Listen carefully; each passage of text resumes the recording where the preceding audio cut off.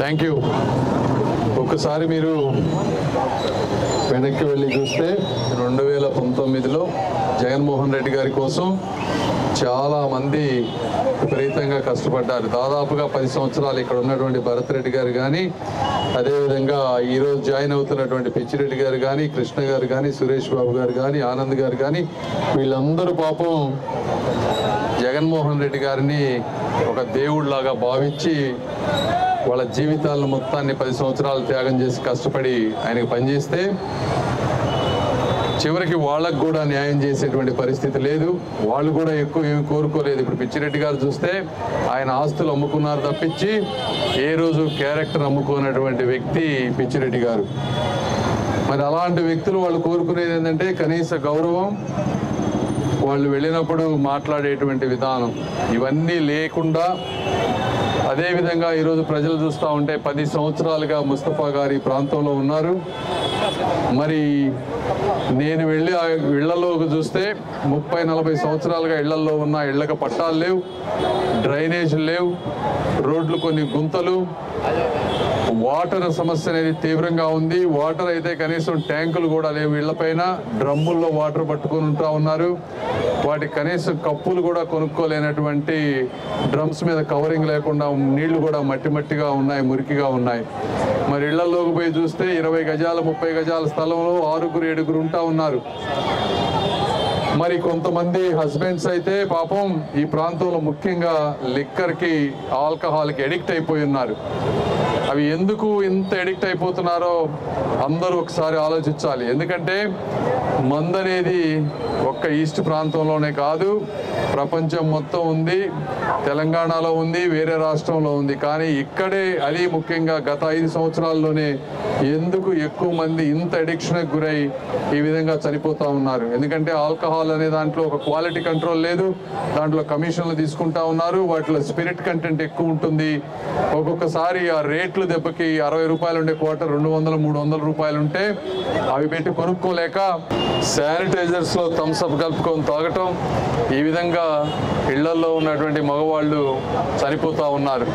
మరి లేడీస్ అయితే, పిల్లలైతే ఈరోజు అనాథలు అయ్యేటువంటి పరిస్థితి, వాళ్ళకి కుటుంబం భారంగా ఉండటం, అదేవిధంగా ఆడవారు బయటకు వెళ్ళి పని చేయలేకపోవటం, ఈ విధంగా కేవలం సంక్షేమ పథకాల మీద బారిన పడి ఇళ్లల్లో పనిచేసుకుంటే 5,000-6,000 రూపాయల జీతం వస్తూ ఉంది. మరి నిత్యావసర వస్తువుల ధరలు విపరీతంగా పెరిగిపోయినాయి.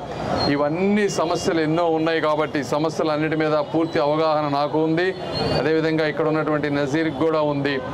రేపు గవర్నమెంట్ వచ్చిన తర్వాత తప్పనిసరిగా ఇక్కడ ఇళ్ల పట్టాల్లో అయితే ఎప్పటి నుంచి అయితే ఉన్నారో వాళ్ళందరికీ ఇళ్ల పట్టాలు ఎందుకు రావట్లేదు ఆలోచించి ఇళ్ల పట్టాలు ఇప్పించే ప్రక్రియ చేస్తాం. అది నెంబర్ 1. నెంబర్ 2, ఒకవేళ ఇళ్ళు లేని వాళ్ళకి టిట్కో ఇళ్ళు కానీ, ఎందుకంటే టిట్కో ఇళ్ళు చాలా చంద్రబాబు నాయుడు గారు కట్టిస్తే ఆయనకి ఎక్కడ పేరు వస్తుందని వాటిని ఇచ్చినటువంటి పరిస్థితి లేదు. ఇవే కాకుండా సెంట్రల్ గవర్నమెంట్లో ఇంకా సెంట్రల్ గవర్నమెంట్ నుంచి 20 లక్షల టిట్కో ఇళ్ళు మన స్టేట్ గవర్నమెంట్కి, మన ఆంధ్రప్రదేశ్ స్టేట్కి మంజూరైనాయి. అయితే అందులో కొంత భాగం స్టేట్ గవర్నమెంట్ ఖర్చు పెట్టాలి. వాటిని మనం ఓన్లీ లెస్ దాన్ 5 అంటే 5 లక్షల కంటే తక్కువ మాత్రమే వాడుకున్నాం, ఇంకా 15 లక్షలు వాడుకోవచ్చు. కాకపోతే కొంత స్టేట్ గవర్నమెంట్ సపోర్ట్ చేయాలి. ఏదేమైనప్పటికీ ఎన్ని కష్టాలైనా మీకు ఇల్లు ఇప్పించే మార్గం ఒకటి చూస్తాం. రెండోది వాటర్ సమస్య చాలా తీవ్రంగా ఉంది చుట్టుపక్కల ప్రాంతంలో. కృష్ణా నది పక్కనే ఉంది, వాటర్ అంతా ఉంది, రిజర్వాయర్ ఉంది, ఫిల్టరేషన్ మెకానిజం ఉంది. ఎందుకంటే వరల్డ్ బ్యాంక్ నిధులతో 400 కోట్ల రూపాయలతో మంచి యూనిట్ ఉన్నా, పైపులు ఇన్ఫ్రాస్ట్రక్చర్ ఉన్నా కూడా కొంతమంది అవినీతి అధికారులు, అవినీతి రాజకీయ నాయకులతో కలిసి ఈ ప్రాంతంలో 13 లక్షల మంది ఉంటే దాదాపు 3 లక్షల మందికి వాటర్ లేదు. ఉన్న 10 లక్షల మందికి కూడా చాలని వాటర్ వచ్చేటువంటి పరిస్థితి వచ్చిన తర్వాత కరెక్ట్గా గుర్తుపెట్టుకోండి, 8 నుంచి 10 నెలల టైంలో ప్రతి ఒక్కళ్ళకి వాటర్ సమస్య అనేది లేకుండా చేసే బాధ్యత మేమిద్దరం తీసుకుంటూ ఉంటాం.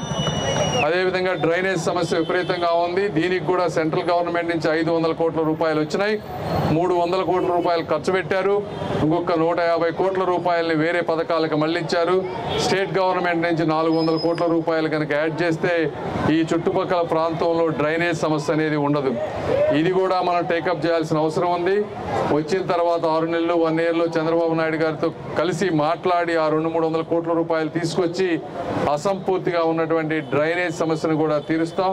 ఇవి కాకుండా బ్రిడ్జెస్ కానీ, పిల్లలకి స్కూల్స్ కానీ, ఇంట్లో ఉండే ఆడవాళ్ళకి స్కిల్స్ డెవలప్ చేసి వాళ్ళకి ఆదాయం పెంచే మార్గం కానీ, ఇవన్నీ కూడా పక్కా ప్రణాళికతో, ఒక బలమైన ఆశయంతో మీ జీవితంలో ఎంతో కొంత ఆర్థిక పురోభివృద్ధి సూచించే విధంగా మేమిద్దరం కష్టపడతామని తెలియజేసుకుంటూ, మమ్మల్ని నమ్మి మీరు పార్టీలోకి వచ్చారు కాబట్టి మీరందరినీ కూడా మా కుటుంబ సభ్యుల్లా చూసుకుంటామని మీ అందరికీ కూడా తెలియజేసుకుంటూ, ఈ వార్డు అంతా కూడా వన్ సైడ్ అవబోతా ఉంది. ఎందుకంటే ఇంతకు ముందు వైఎస్ఆర్ కాంగ్రెస్ పార్టీకి ఇక్కడ మెజారిటీ వచ్చింది, ఇక్కడ 1500 తీసుకొస్తా ఉన్నారు. కాబట్టి దీని మొత్తానికి సహకరించినటువంటి పెద్దలు భరత్ గారికి కానీ, మన సుబానీ గారికి కానీ, వాళ్ళ అబ్బాయి గౌస్ గారికి కానీ, అందరి పెద్దలందరికీ కూడా నా మనస్ఫూర్తి అభినందనలు తెలుపుకుంటూ సెలవు తీసుకుంటున్నాను. Thank you.